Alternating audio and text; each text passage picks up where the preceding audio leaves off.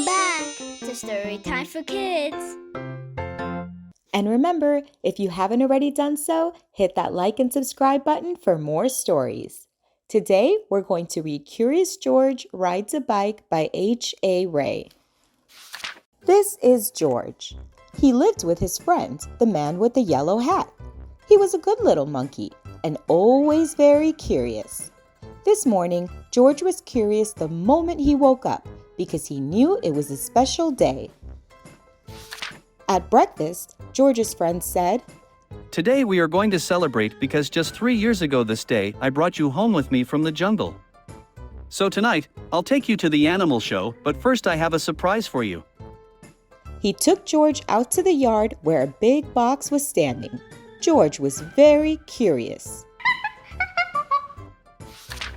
Out of the box came a bicycle. George was delighted. That's what he had always wanted. He knew how to ride a bicycle, but he had never had one of his own. "I must go now," said the man, "but I'll be back in time for the show. Be careful with your new bike and keep it close to the house while I am gone."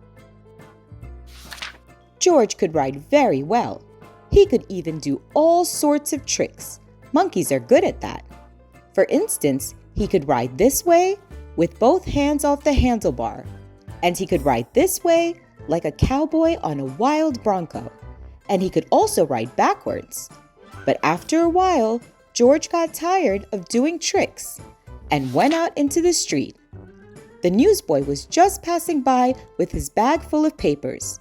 "It's a fine bike you have there," he said to George. "How would you like to help me deliver the papers?" He handed George the bag and told him to do one side of the street first and then turn back and do the other side. George was very proud as he rode off with his bag. He started to deliver the papers on one side of the street as he had been told. When he came to the last house, he saw a little river in the distance. George was curious. He wanted to know what the river was like, so instead of turning back to deliver the rest of the papers, he just went on. There was a lot to see at the river. A man was fishing from the bridge, a duck family was paddling downstream, and 2 boys were playing with their boats. George would have liked to stop and look at the boats, but he was afraid the boys might find out that he had not delivered all the papers, so he rode on. While riding along, George kept thinking of boats all the time. It would be such fun to have a boat, but how could he get one? He thought, and then he had an idea. He got off the bicycle, took a newspaper out of the bag, and began to fold it. First, he folded down the corners like this.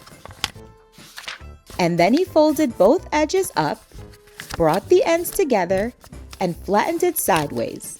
Then he turned one corner up, then the other one, again brought the ends together, and flattened it sideways. Then, gently, he pulled the ends open. And there was his boat.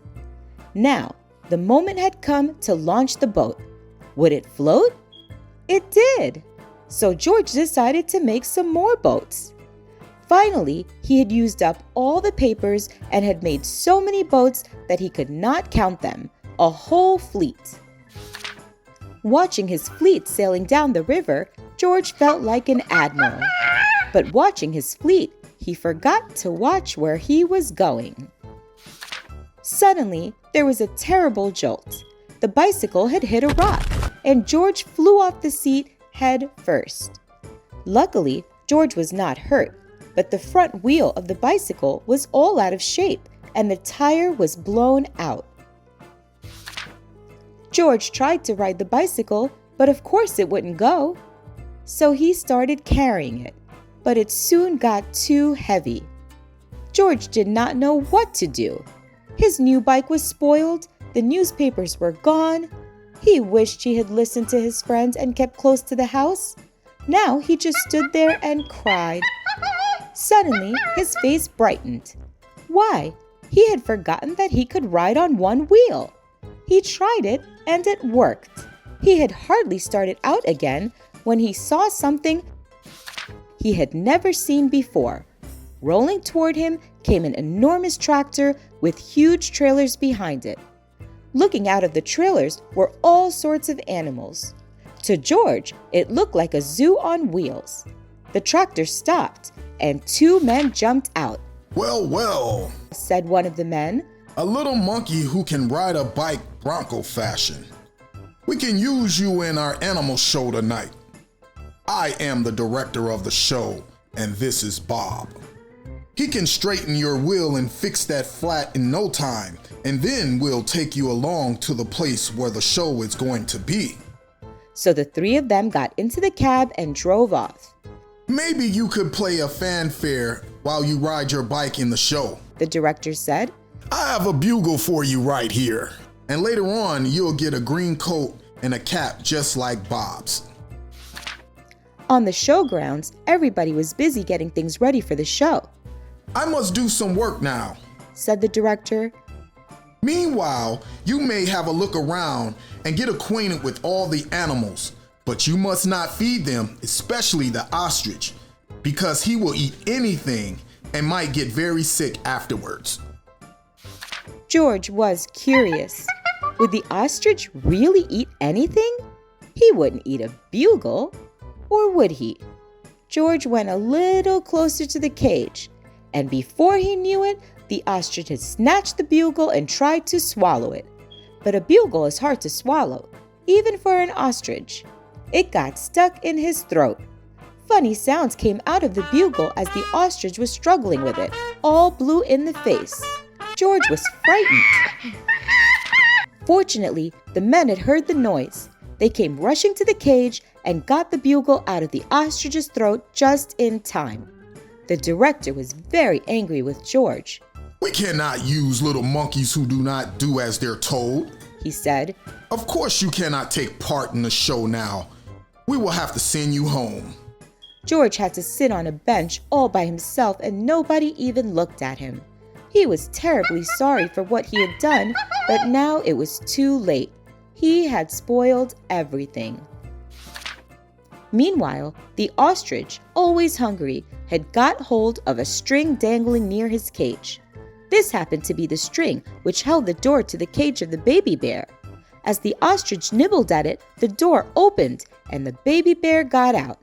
He ran away as fast as he could and made straight for a high tree near the camp. Nobody had seen it but George, and George was not supposed to leave the bench. But this was an emergency, so he jumped up, grabbed the bugle, and blew as loud as he could. Then he rushed to his bicycle. The men had heard the alarm and thought at first that George had been naughty again. But when they saw the empty cage and the ostrich nibbling at the string, they knew what had happened. George raced toward the tree, far ahead of the men.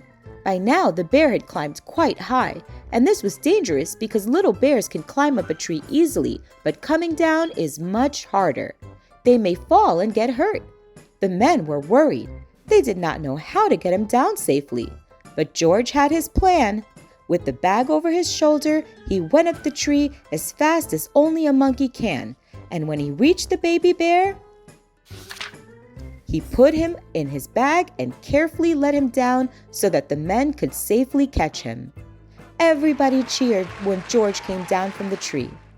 You are a brave little monkey, said the director. You saved the baby bear's life. Now you'll get your coat back, and of course you may ride your bike and play the bugle in the show. Finally, the show was on. The whole town had come to see it, and how surprised they were to discover George on his bike right in the middle of it.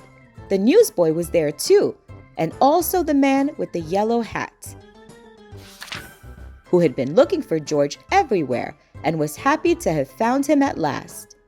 The newsboy was glad to have his bag again, and the people from the other side of the street whose papers George had made into boats were not angry with him anymore. When the time had come for George to say goodbye, the director let him keep the coat and the cap and the bugle, and then George and his friend got into the car and went home. The end.